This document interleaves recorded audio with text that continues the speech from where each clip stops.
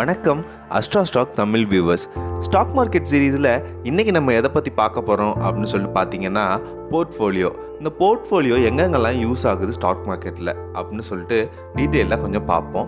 வீடியோக்குள்ளே போகிறதுக்கு முன்னாடி அஸ்ட்ரா ஸ்டாக் தமிழ் சேனலை சப்ஸ்கிரைப் பண்ணிக்கோங்க for the daily updates. Okay, இந்த போர்ட்ஃபோலியோ அப்படிங்கிற வார்த்தை தமிழில் எக்ஸாக்டாக என்ன அப்படின்னு சொல்லி பார்த்தீங்கன்னா முதலீட்டு கலவை ஆர் முதலீட்டு தொகுப்பு அப்படின்னு சொல்லலாம். போர்ட்ஃபோலியோ பற்றி சொல்லணும்னா இது ஒரு கலவை அப்படிங்கிறது மாதிரி இது ஒரு மல்டிபிள் ஷேர்ஸை வந்து ஹோல்ட் பண்ணியிருக்கும். ஃபார் எக்ஸாம்பிள் ஈக்விட்டினா பங்கு சார்ந்த முதலீடு அப்படின்னு சொல்லுவாங்க. நெக்ஸ்ட்டு வந்துட்டு கடன் சார்ந்த முதலீடு, அதாவது ப்ராவிடென்ட் ஃபண்ட் அப்படின்னு சொல்லுவாங்க. தேர்ட் ஒன் வந்துட்டு ரியல் எஸ்டேட், அது சம்மந்தமான இன்வெஸ்ட்மெண்ட், இது தேர்ட் ஒன். ஃபோர்த் ஒன் வந்து கோல்டு, அது சம்மந்தமான இன்வெஸ்ட்மெண்ட். இந்த 4 விதமான இன்வெஸ்ட்மெண்ட்டை கலந்தது தான் போர்ட்ஃபோலியோ அப்படின்னு சொல்லுவாங்க. இந்த 4 விதமான இன்வெஸ்ட்மெண்ட் மட்டும்தான் நார்மலாக பேசிக் இன்வெஸ்டர்ஸ்க்கு கிடைக்கக்கூடியது. ஸ்டாக் மார்க்கெட்டில் போர்ட்ஃபோலியோவை எப்படி ஈஸியாக மெயின்டைன் பண்ணணும் அப்படின்னு பார்த்தீங்கன்னா இட் டிபெண்ட் அப்பான் ஏஜ் அப்படின்னு சொல்லுவாங்க. ஆனால் அது அப்படி கிடையாது. இது டிபெண்ட்ஸ் அப்பான் நம்மளோட எக்ஸ்பீரியன்ஸை பொறுத்து தான் இது வந்து டிஃபர் ஆகும். இந்த போர்ட்ஃபோலியோ இந்த 4 இன்வெஸ்ட்மெண்ட்டில் எதில் அதிகமாக இன்வெஸ்ட் பண்ணணும், எதில் கம்மியாக இன்வெஸ்ட் பண்ணணும், எதில் மீடியமாக இன்வெஸ்ட் பண்ணணும், எதில் ஒரு ஆசிலேஷனில் வைக்கணும் அப்படின்னு சொல்லிட்டு 4 கேட்டகரியாக நமக்கு தெரிஞ்சிருந்தாலே போதுமானது. அதாவது இந்த இன்வெஸ்ட்மெண்ட்ஸில் கொஞ்சம் எக்ஸ்பீரியன்ஸ் ஆயிருந்தாலே இந்த போர்ட்ஃபோலியோவை ஈஸியாக நம்ம ஹேண்டில் பண்ணலாம்.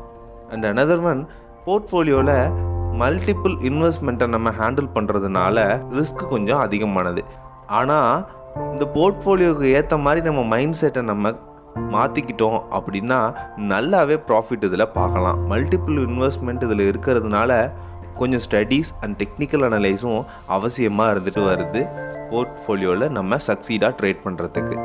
இந்த கேட்டகரிஸில் கோல்டை பார்த்தீங்க அப்படின்னா கொஞ்ச நாளுக்கு நல்ல ப்ராஃபிட் இருக்கும், அப்புறம் மார்க்கெட்டில் கொஞ்சம் டவுனாக இருக்கும். இது போல் real estate, mutual funds, fixed deposit இதெல்லாம் ஒரு ஆசிலேஷன்லேயே இருந்துக்கிட்டு இருக்கும்.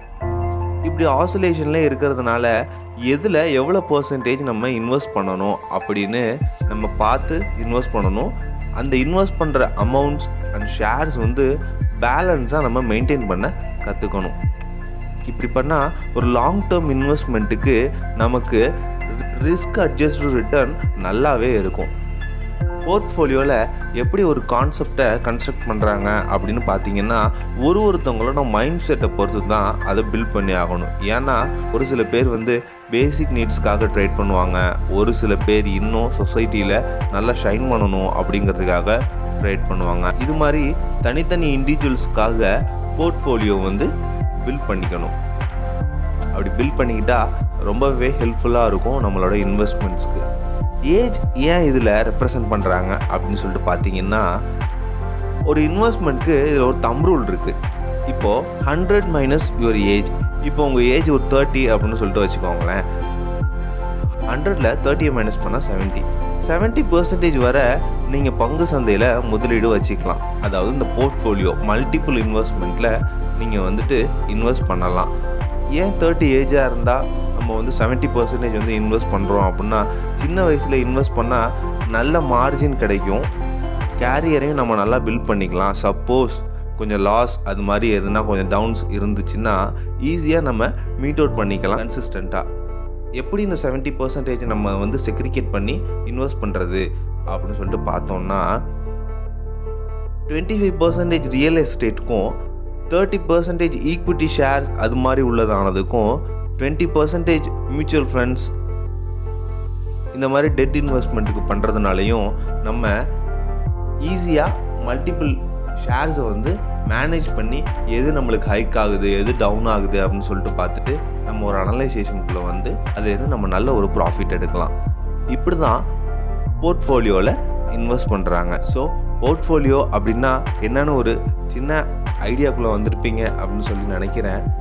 சேஃபாக ட்ரேட் பண்ணுங்கள், ஹாப்பியாக ஏர்ன் பண்ணுங்கள். Have a nice day.